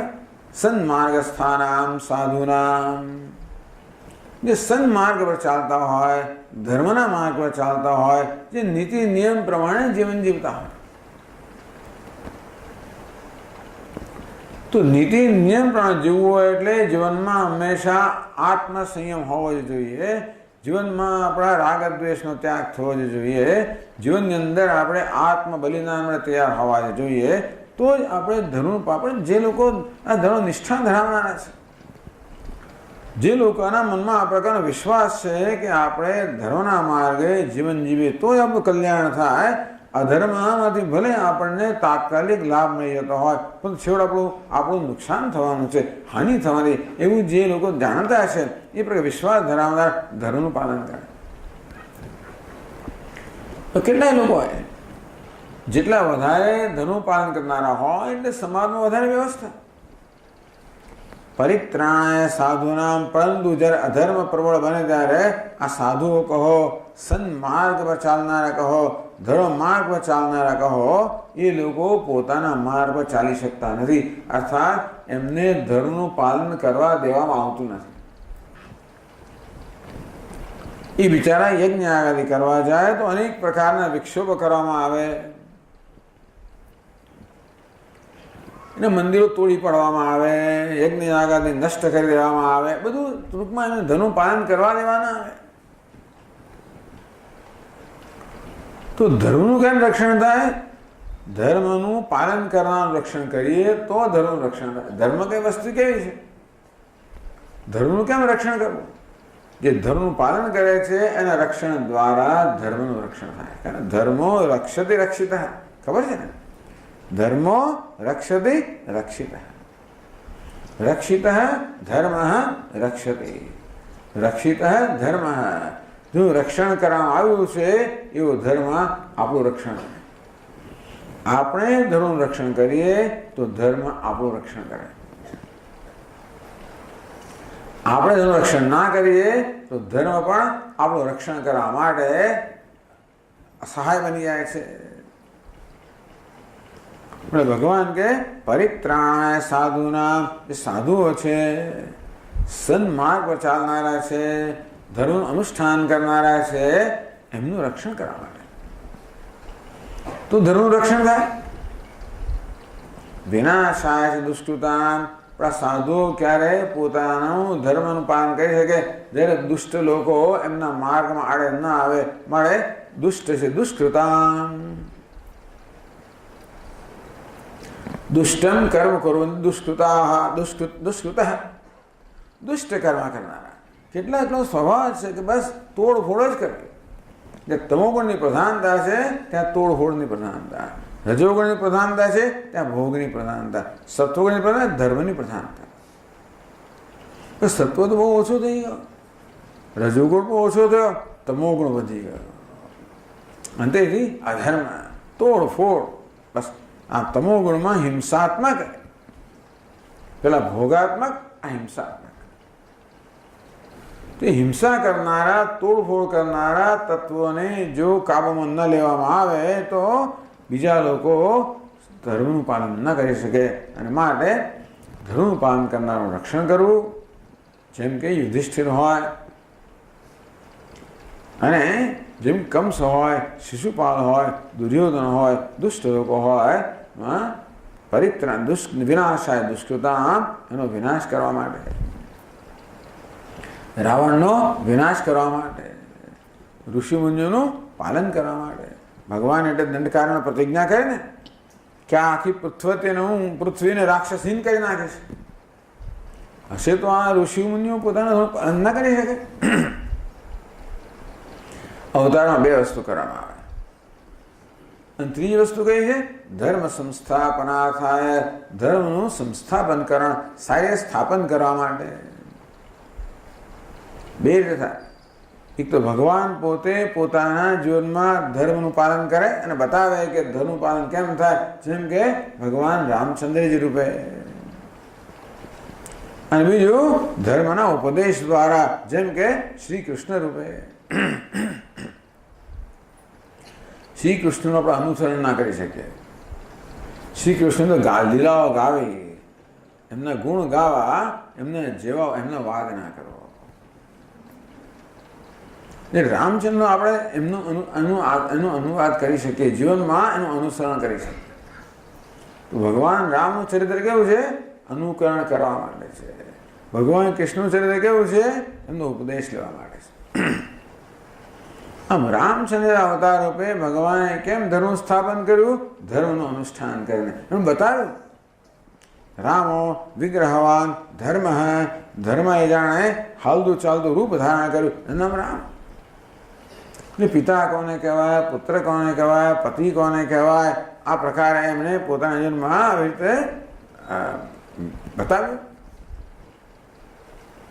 એ ધર્મ સંસ્થાપન અથવા તો ધર્મનો ઉપદેશ કરીને ધર્મ સંસ્થાપનાર્થાય સંભવામી યુગે યુગે યુગે યુગે, જ્યારે જ્યારે પણ જરૂર પડે ત્યારે. એવું છે ને કે બધા અવતારમાં આ બધી વસ્તુ થતી નથી હોતી. ક્યારેક માત્ર વિનાશાય દુષ્કૃતા. હિરણ્યકશિપુ જ્યારે ભગવાનનો અવતાર થયો, નૃસિંહ તો શું કર્યું એમણે? માત્ર હિરણ્યકશિપુનું વધ થયું, દુષ્કૃતા વિનાશાય. અને ભક્તનું પ્રહલાદનું રક્ષણ કર્યું, પેલો નાશ કર્યો. વામન અવતાર માત્ર એનો બલિરાજાનો નિગ્રહ કર્યો, આટલું જ કર્યું. એમ કરીને દેવતાનું રક્ષણ કર્યું, પણ બલિરાજાનો નિગ્રહ કર્યો. આટલું કામ કરીને જતા રહ્યા, બહુ લાંબુ રહ્યા નથી. બીજા બધા અવતાર, મત્સ્ય, કૂર્મ, વામ, આ બધા અવતારમાં માછલી રૂપે અવતાર કરી વેદોનો ઉદ્ધાર કર્યો. કૂર્મ એટલે કાચબા રૂપે શું કર્યું ભગવાને ખબર છે ને? કે જ્યારે ક્ષીર સમુદ્રનું મંથન થયું ત્યારે માત્ર પેલા મંદરાચળને આધાર આપ્યો. વરાહ રૂપે માત્ર પૃથ્વીનું એમણે હિરણ્યાક્ષરાક્ષર પૃથ્વીને છોડાવી, આટલું જ કામ કરે. વિનાશ દુષ્કૃતોનો કાં તો દુષ્કૃતોનો નાશ કરે અથવા તો જે સત્તા જે ધર્મનિષ્ઠ છે એનું પાલન કરે. ખાલી આ બે અવતારમાં, રામ અને કૃષ્ણ, બે અવતારમાં આ બધા જ પ્રયોજન સિદ્ધ થાય છે. પરિત્રાણાય સાધુનામ, સાધુનું રક્ષણ કરવું. વિનાશાય દુષ્કૃતામ, દુષ્ટ લોકોને વિનાશ કરવો. ધર્મ સંસ્થાપના, અને ધર્મને સ્થાપિત કરવો. એ લાંબુ જીવવું પડે. આટલા આવીને જતા રહે એટલામાં ના થાય. વામન તો આવીને જતા રહે, નૃસિંહ આવીને જતા રહે, વરાહ આવીને જતા રહે, મત્સ્ય આવીને જતા રહે, કૂર્મ આવીને જતા રહે, એટલામાં આવું ના થાય. જ્યારે તમારે જીવવું પડે, લાંબુ જીવવું પડે, દુનિયાને બતાવવું પડે કે ધર્મનું પાલન કેમ થાય છે, કેટલી વિશે 100 થાય છે. સત્યમ વદ ધર્મમ ચર, આ સાચું બોલવાને કારણે શું શું સહન કરવું પડે છે, એમને સાચું નથી બોલાતો. ધર્મમ ચર, ધર્મના આચરણમાં કેટલું સહન કરવું પડે છે. 14 વર્ષનો વનવાસ. આપણે તો ખાલી બોલી જઈએ, પણ વનવાસ એટલે શું છે? વનમાં જઈએ ત્યારે ખબર પડે. ફરવા જવું જુદી વસ્તુ છે, પિકનિક માટે જવું જુદી વસ્તુ, અને ત્યાં રહેવું જુદી વસ્તુ છે. શિયાળામાં, ઉનાળામાં, ચોમાસામાં, બધા જ વખતે ત્યાં આગળ તો એકદમ કષ્ટ છે, બીજું કંઈ હોય જ નહીં. અરે આપણે તો અમારી યાત્રા, પદયાત્રા કરી, અમે તો પદયાત્રા કરી ત્યારે આમ બહુ એકદમ રોયલ રીતે પદયાત્રા કરીએ. ટૂંકમાં રાજાશાહી ઠાઠથી પદયાત્રા કરીએ. ખાલી ડાકોર પદયાત્રા કરીએ ત્યારે જોડે એક રસાલો હોય, આગળ જાય પેલો ટ્રેક્ટરમાં જાય, ત્યાં બધું પડાવ નાખે, રસોઈ બસો તૈયાર રાખે, અને ત્યારે આપણે જઈએ અને બધું તૈયાર હોય. એવી બધી યાત્રા હોય કે રામચંદ્રજીને એવું નહોતું, કોઈ તૈયાર રાખે, રસોઈ તૈયાર હોય અને બધું કરે, એવું કશું ના હોય. ત્યાં જે મળે ખાઈ લેવાનું હોય, કંદમૂળ, ફળ. બહુ સરસ અત્યારે લાગે છે, પણ જ્યારે 2-4 દિવસ 5 દિવસ ખાઓ પછી ખબર પડે કંદમૂળ ફળ ખાતા ખાતા કેવો ત્રાસ થઈ જતો હોય. પછી થોડો વખત ફાવે, પછી ના ફાવે. એકનો એક જ રસ. પછી જ્યારે આપણને ક્રેવિંગ થાય ટૂંકમાં, પછી ના મને તો પેલું કહી ભાઈ ઢોસો જોઈએ આજે, મને પેલું જોઈએ, હવે કશું મળે નહીં ત્યાં આગળ.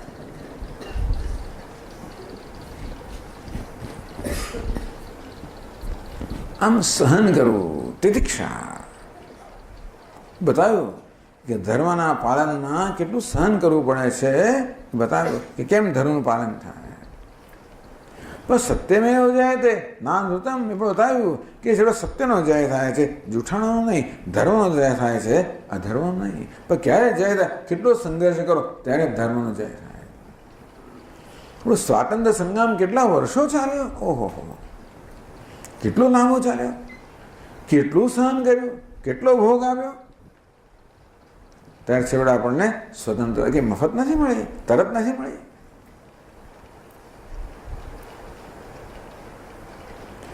આ બધી વસ્તુઓ આપણે વાસ્તવમાં એનું અનુસરણ કરીને બતાવવી પડે. એટલે કેટલીક વસ્તુઓ છે એટલે ભગવાન કહે છે યદ દેવાચરતે શ્રેય, કેટલું આચરણ મૂકીને આપણે બતાવવું પડે. ઘણી ઉપદેશ એકલો કામ ના લાગે, આચરણ મૂક્યો તો જ ઉપદેશ કામ લાગે. એ પેલી એક ડોશી એના પૌત્રને લઈને મહાત્મા પાસે આવે છે કે મહારાજજી જો ને મારો દીકરો કેટલો ગોળ ખા ખા કરે, આપ કહો ને કે જરા ગોળ ના ખાય, એને વડે નુકસાન કરનારો છે. મહાત્માજી કે ભાઈ અઠવાડિયા પછી તું આવ. આશ્ચર્ય, અઠવાડિયા પછી આટલું કહેવામાં? અઠવાડિયા પછી ગયા ત્યારે મહાત્માજી પેલા બાળકને સમજાવ્યું, જો બેટા ગોળ બહુ ના ખાવો જોઈએ, આ પ્રકારનું નુકસાન થાય, જરા તારા બરોબર છે, બહુ નહીં ખાવાનો. હા બાબા, પહેલાં બંધ કરી દેતો. દૂસરી મહારાજ અઠવાડિયા પહેલાં કહેવામાં શું તકલીફ હતી કે ત્યારે હું ગોળ ખાતો તો એને કહું તો કેવી રીતે માનવાનો હતો. અઠવાડિયું મેં ગોળ ખાવાનું બંધ કર્યું અને ત્યારે મારા વચ્ચેની અસર થાય, નહીં તો અસર ના થાય. ઉપદેશ એમને કામ ના કરે. ઉપદેશ અસર ક્યારે મને? જ્યારે જ્યાંથી ઉપદેશ આવતો હોય ત્યાં ઉપદેશનું અનુસરણ થતું તો એની અસર થાય, બાકી ના થાય. આપણે કેટલો ઉપદેશ રોજ મળે ટેલિવિઝન પર, રાજકારણ કેટલો ઉપદેશ કરે, કોઈ કશી અસર થતી નથી. એટલે ભગવાને અવતારમાં એ ઉપદેશનું પોતે પાલન કરવું પડે, ત્યારે એમનો ઉપદેશ અસરકારક બને, નહીં તો ના બને. પરિત્રાણાય સાધુનામ વિનાશ દુષ્કૃતામ ધર્મ સંસ્થાપનાર્થાય સંભવામી યુગે યુગે. બહુ જ ઉત્તમ વસ્તુ છે. અવતારવાદ શું બતાવે છે? કદાચ આપણે કેટલા એવા હશે જે ભગવાન કૃષ્ણને ભગવાન તરીકે ના સ્વીકારતા. શક્ય છે. કૃષ્ણ હતા એનું એની સાબિતી શું છે, પુરાવો શું છે? રામજી હતા એનો પુરાવો શું છે? એમના સેતુ બાંધ્યો. રામ ક્યાંથી આવ્યો? કયો સેતુ બાંધ્યો? ક્યાંથી બાંધ્યો? ટૂંકમાં આ બધી વસ્તુમાં અનેક પ્રશ્નો હોઈ શકે. શ્રદ્ધાનો વિષય આ તો બધો. પરંતુ આ અવતાર દ્વારા ભગવાન એવું કહી રહ્યા છે કે આ સૃષ્ટિની અંદર એ પ્રકારની એક યોજના છે કે જ્યારે જ્યારે આ સૃષ્ટિનું યંત્ર ખોટકાઈ જાય, યંત્ર છે આખું વૈશ્વિક યંત્ર છે, એ બધું વ્યવસ્થિત ચાલે તો બરાબર છે, ક્યારેક ખોટકાઈ જાય. ભગવાન કહે કે યંત્રને વ્યવસ્થિત કરવાની વ્યવસ્થા પણ છે અંદર. સેલ્ફ કરેક્ટિંગ મેકેનિઝમ, અંગ્રેજીમાં સેલ્ફ કરેક્ટિંગ મેકેનિઝમ એટલે શું છે કે આ યંત્ર પોતાની જાતે ધીમે ધીમે પોતાને સરખું કરે. કારણ વાત એ છે કે દુનિયાનો નાશ નહીં થાય. ભલે આપણે લાગે કે નાશ થઈ જવા આવે છે, સ્વામી શું થશે આ દુનિયાનું? શું થઈ રહ્યું છે દુનિયામાં ચારે બાજુએ? પણ જો આપણે અવતારમાં માનતા હોઈએ, અવતાર એટલે શું? ધારો કોઈ વ્યક્તિ જન્મે કે ના જન્મે, જન્મે તો આપણે શું ખબર પડવાનું હતી? આ અવતાર છે કે નહીં એની આપણે શું ખબર પડે? અને કેટલા લોકો અવતાર છે એમ કરીને પોતે દાવો કરનારા છે, એ શું ખબર પડે આપણને? કોઈ કે હું કલ્કી અવતાર છું, પેલા હું આ, કેટલા લોકો દાવો હું અવતાર છું. આપણે હસી જ કાઢીએ કે તું તો અવતાર હોતો હોઈશ, એવું આપણે કહીએ. પરંતુ એટલે આ પ્રકારની વ્યક્તિના રૂપમાં અવતાર આપણને સ્વીકાર્ય હોય કે ના હોય તો પણ આ સૃષ્ટિની રચનામાં એ પ્રકારની વ્યવસ્થા છે કે જ્યારે જ્યારે જરૂર પડે ત્યારે આ સૃષ્ટિને વળી પાછી એકદમ ક્રમમાં લાવી દે, સંવાદિતામાં લાવી દે. અન્નમ અવતાર જોઈએ છે કે દુનિયાની અંદર એવા સમય આવે જ્યારે એક વ્યક્તિનો એક સમૂહ વ્યક્તિઓ, અનેક વ્યક્તિઓ એવી ઊભી થાય એ વખતે જે એની ખાસ જરૂર છે. દુનિયાને જ્યારે જ્યારે જરૂર પડી છે, તાતી જરૂર પડી છે, ત્યારે કોઈક પરિબળ ઊભું થાય છે ખરું. ભારતની અંદર પણ કેવા પરિબળો ઊભા થયા એ જમાનાની અંદર કે જરૂર પડી કે સ્વતંત્ર થવું છે. કેટલા પરિબળો, કેટલા મહાપુરુષો એકદમ ક્યાંથી નીકળી પડ્યા ભગવાન. એમ એક માણસ અત્યારે દેખાતો નથી, એક પણ. અત્યારે કેટલા બધા, ગણાય નહીં એટલા બધા મહાપુરુષો. કેટલું બધું બળ. કેવું બળ? તો કે એક નિષ્ઠાનું બળ, ધર્મનું બળ, અધ્યાત્મનું બળ. એમ કહી શકાય કે છેવટે તો આ જગતનું સત્ય અધ્યાત્મમાં જ છે. અને તેથી એ પોતાની જાત છે અધ્યાત્મ અથવા તો જે ધર્મ છે, જે નિયમ છે, એ કોઈક રીતે પોતાની જાતને પ્રગટ કરીને વળી પાછી વ્યવસ્થા સ્થાપિત કરી રહેશે, એવું આપણે કહી શકીએ. આપણે તો અવતારમાં માનીએ છીએ, આપણે શ્રી કૃષ્ણ ભગવાન માનીએ છીએ, રામચંદ્ર ભગવાન જ માનીએ છીએ. અંતેથી એ અગત્યનું એટલા માટે છે કે શ્રી કૃષ્ણ ભગવદ ગીતાના વક્તા છે, એના માટે આ ભગવાન દ્વારા કહેવાયું છે, એના માટે આ પ્રમાણભૂત છે, આ વિશ્વસનીય છે, શ્રદ્ધા યોગ્ય છે. અવતાર 3 પ્રકારના થાય છે. આ બધા આદિભૌતિક, આધ્યાત્મિક, આદિદૈવિક. અવતાર કેમ મહત્વનો છે? અવતાર એટલે શું? અવતરણમ, નીચે ઉતરી આવવો. ભગવાનને વૈકુંઠમાં છે કે ક્ષીરસાગર, એ નીચે પૃથ્વી ઉતરી આવે. આ પૃથ્વી કઈ વ્યાવહારિક સત્તા છે. ભગવાન પારમારિક પોતાના સ્વરૂપમાં પ્રતિષ્ઠિત, સ્વયં મહિમની પ્રતિષ્ઠિત, પોતાના પારમારિક સ્વરૂપ પ્રતિષ્ઠિત છે. એ કશું કરી ના શકે વ્યવહારમાં. ત્યાં બેઠેલો ભગવાન કશું ના કરી શકે. એ પણ જ્યારે વ્યવહારિક સત્તામાં આવે ત્યારે જ આ રાક્ષસો નાશ કરે. ત્યાં બેઠવાડ ના કરી શકે, ના કરે નહીં. એટલે કે આ પારમારિક તત્વ પણ વ્યવહારમાં પ્રગટ થાય છે એનું કાર્ય કરવા માટે. તો એક તો આદિ ભૌતિક અવતાર કયો, રામ, કૃષ્ણ વગેરે. એક આદિ દૈવિક અવતાર છે, દૈવી રૂપમાં પ્રગટ થાય. કેનો પછી કથા આવે છે કે યક્ષ રૂપે પ્રગટ થયા, આદિ દૈવિક અવતાર. પણ સૌથી મહત્વનો અવતાર કયો છે? આધ્યાત્મિક અવતાર. અંદર ભગવાનનો અવતાર થાય. ભગવાનને પારમાર્થિક રૂપમાં છે, એ વ્યાવહારિક રૂપ ધારણ કરે. એ કઈ રીતે? ભગવાન 10મા અધ્યાયમાં કહે છે, ભગવાન પોતાના ભક્તોનું વર્ણન કરે છે. મચ્ચિત્તા મદ્ગત પ્રાણા બોધયંતઃ પરસ્પરમ કથયંતસ્સ મામ નિત્યમ તુષ્યંતિ ચ રમંતિ ચ. ભગવાન કે મારા ભક્તો તો જુઓ, મચ્ચિત્તા, એનું ચિત્ત સતત મારામાં જ રહેતો હોય છે, મારું ચિંતન થતું હોય છે. મદગત પ્રાણા, પ્રાણ મારા માટે જ હોય છે, જે કર્મ કરે મારા માટે થતા હોય. બોધયંતઃ પરસ્પરમ, એ પરસ્પર બોધ કરે તો પણ હું જેનો વિષય હોઉં છું. કથયંત, કોઈ સાંભળનાર મળે તો એ મારી જ કથા કરે, મારામાં જ રહેતા છે. હું જોઉં છું કે આ ભક્તો આ પ્રકારે જ્યારે ભગવાનની આ ભક્તિ થઈ રહી હોય ત્યારે ભગવાનને પણ આમ થાય કે મારે શું કરવાનું. તેષામ સતતયુક્તાનામ ભજતામ પ્રીતિપૂર્વકમ. આ ભક્તો આ પ્રકારે પ્રેમપૂર્વક ભગવાનની આરાધના કરી રહ્યા છે. એની પાછળ શું કોઈ પ્રયોજન વગર, પણ પ્રેમથી ભક્તો પોતાને સમર્પિત કરે છે. ભગવાન જોયું કે અમે સમર્પિત કર્યા છે, કોઈ પ્રકારની માંગણી કર્યા વગર. હું શું આપું?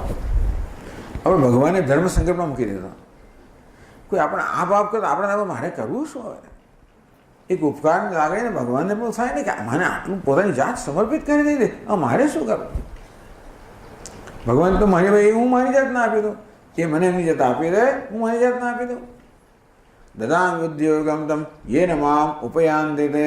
ભગવાન કે એમને બુદ્ધિયોગ પ્રદાન કરું છું, જ્ઞાન પ્રદાન કરું છું, જે દ્વારા એ લોકો મને આત્મ સ્વરૂપ પામે છે, અર્થાત મારું આત્મ સ્વરૂપે જ્ઞાન પ્રાપ્ત કરે છે.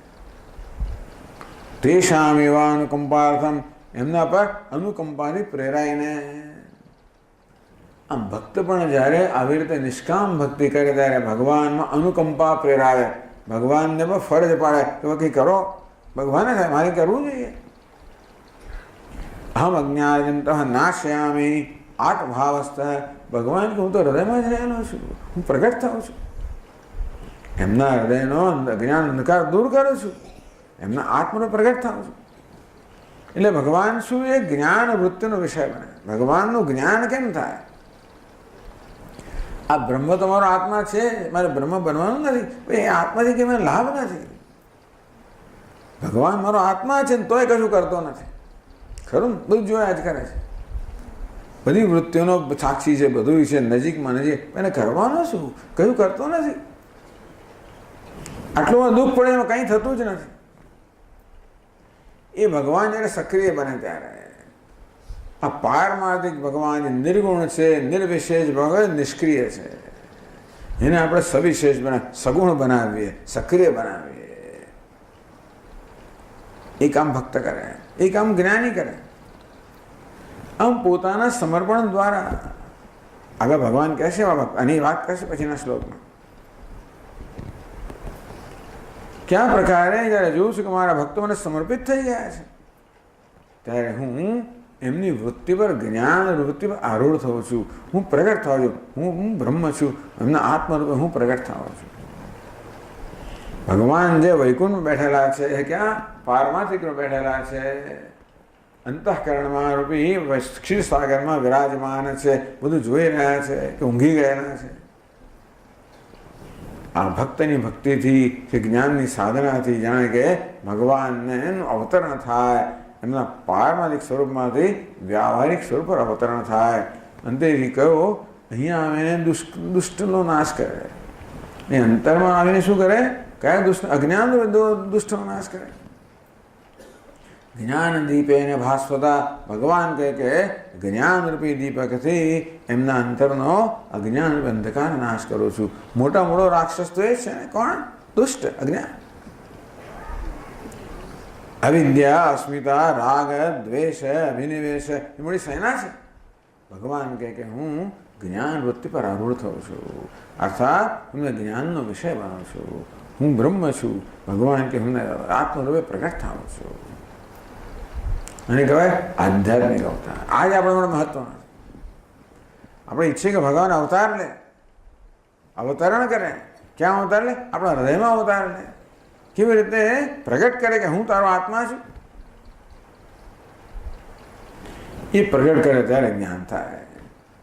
એટલે ભગવાન કૃપા કરે, પોતાની જાતને આત્મરૂપે પ્રગટ કરે ત્યારે આ ભક્તના કે જ્ઞાન હૃદયમાં જ્ઞાન વૃત્તિ જન્મે, અજ્ઞાન દૂર થાય. અને આ રીતે આ ભગવાનનો આધ્યાત્મિક અવતાર. આધ્યાત્મિક અવતાર એટલે કે વૃત્યારૂઢ ચૈતન્યમ. વેદાંત એવું કહે, વૃત્યારૂઢ ચૈતન્યમ. આ જ્ઞાન વૃત્તિ પર ચૈતન્ય આરૂઢ થાય. જ્ઞાન વૃત્તિ છે એની ઉપાધિ છે, ચૈતન્ય એ ઉપાધિ ધારણ કરે. અહીં જેમ શ્રી કૃષ્ણ ઉપાધિ ધારણ કરે ને, તે એ શ્રી કૃષ્ણ ચૈતન્ય આ જ્ઞાન વૃત્તિની ઉપાધિ ધારણ કરીને પ્રગટ થાય. કે શ્રી કૃષ્ણ સચ્ચિદાનંદ પ્રગટ થાય, એ તો આપણે જ્ઞાનનો વિષય બની ના શકે. એ તો જેને દેહ ધારણ કરે ત્યારે જ આપણે જ્ઞાનનો વિષય બને. તેમ પરમાત્મા બ્રહ્મ જેવું છે એવું આપણા જ્ઞાનનો વિષય ના બને, પણ એ જ્યારે આ વૃત્યારૂઢ બને ત્યારે આપણા જ્ઞાનનો વિષય બને અને ત્યારે અજ્ઞાન દૂર કરે. આ છે આધ્યાત્મિક અવતાર. યુગે યુગે ભગવાન કે આવો અવતાર તો હું લીધા જ કરું છું. પેલો અવતાર તો ક્યારેક ક્યારેક લે. જગતને બધું વ્યવસ્થિત કરવાનો, પણ અંદર વ્યવસ્થિત કરનારનો તો ભક્તના હૃદયમાં અવતાર લીધા જ કરું છું. અનેક ભક્તો થઈ ગયા, અનેક જ્ઞાની મહાપુરુષો થઈ ગયા, જેમના અંતરમાં એટલે કહે ને ભગવાન કે યતંતો યોગિનશ્ચેનમ પશ્યંત્યાત્મન્યવસ્થિતમ. યોગીઓ જ્યારે યત્ન કરે તો આત્મની અવસ્થિતમ પશ્યંતિ મામ. એમના અંતરમાં રહેલા મારે લોકો દર્શન કરે, હું દર્શન આપું છું. એ યોગી દર્શન કરે છે, ભગવાન દર્શન આપે છે. ભક્તો કે ભગવાન દર્શન આપે છે, પણ ભગવાનને દર્શન આપવાનો વિવશ કરવો એ આપણું કામ છે. એને દર્શન આપવા જ પડે. તું ક્યાં મને છોડીને જવાનું? ભલે ને મેં દેખાતો ના હોય, તું મારા હાથ છોડીને ભલે ને જતો રહે, મારા હૃદયમાંથી જાય તો સાચો, એવું કહે ને સુરદાસજી. આમ ભગવાનને વિવશ કરી નાખે એ આપણું કામ. એટલે હું ભગવાનના દર્શન કરું એવું આપણે દાવો ના કરી શકીએ. ભગવાનનું દર્શન આપે એવી આપણે પ્રાર્થના કરીએ, પણ ભગવાને દર્શન આપવાનો વિવશ કરીએ એમનામ સાધના. તે શામ એવા અનુકંપા, એમના પ્રત્યે અનુકંપાથી પ્રેરાઈને ભગવાન કહે કે હું હૃદયમાં આત્મરૂપે પ્રગટ થાઉં છું. આ પ્રાગટ્ય છે કેવો છે? આધ્યાત્મિક અવતાર. એટલે આ અવતાર બહુ મહત્વની વસ્તુ છે. નહીતર કોઈ દાડો જ્ઞાન થાય છે ને, ભગવાન જો પ્રગટ ના થાય, એ દર્શન ના આપે આત્મરૂપે, તમે કોઈ પણ દર્શન આપે તો આગળ કહે છે જેને જેમ દર્શન જોયે એમ આપે, ભક્તને વિવશ કરે. મીરાબાઈને અમુક રીતે ભગવાન જોઈતા હોય, સુરદાસને બીજી રીતે જોઈતા હોય, તુલસીદાસને ત્રીજી રીતે જોઈતા હોય. મને કે પેલા મુરલી મનોહરની જે બધા ધનુષ બાણ વાળો જોઈએ, પેલો કે ધનુષ બાણ ના છે, મને મુરલીમાં જેમ તું કહીશ તે પ્રમાણે આવીશ.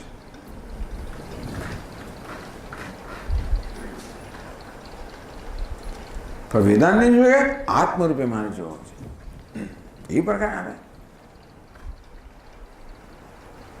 પછી યોગ્યતા આપણે પ્રાપ્ત કરવી પડે, એનામાં અનુકંપા જન્માવી પડે, એને ફરજ પાડ, એને વિવશ બનાવવા પડે, એને ફરજ પાડવી. આ તો કર્યા વગર નહીં ચાલે.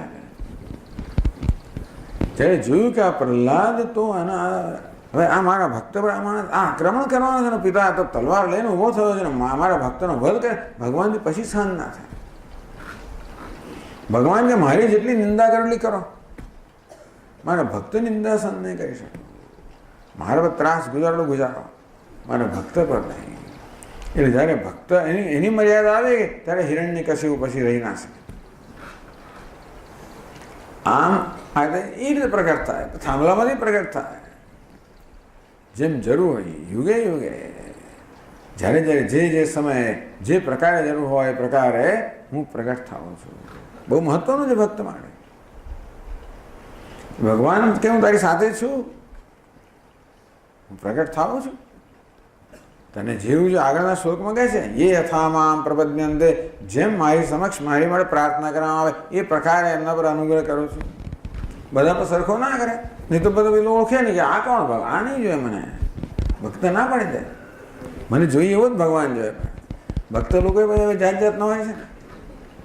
પેલા વાંદર લોકો તો ખાલી રામચંદ્રજીને ઓળખે ને, એ એમના વડે ભગવાન. બધા અયોધ્યામાં ગયા, બધા વાંદરો લઈને ભગવાન ગયા. ભગવાન તો વશિષ્ઠજીને શાસન દંડ પેલા પ્રણામ ના કરે, આ કોણ વળે? અમારે તો આ જ ભગવાન, એ નહીં. આમ ભક્ત અમુક જ ભગવાન ઓળખે, બીજા ના ઓળખે. એટલે ભગવાન એ રૂપમાં આવવું પડે.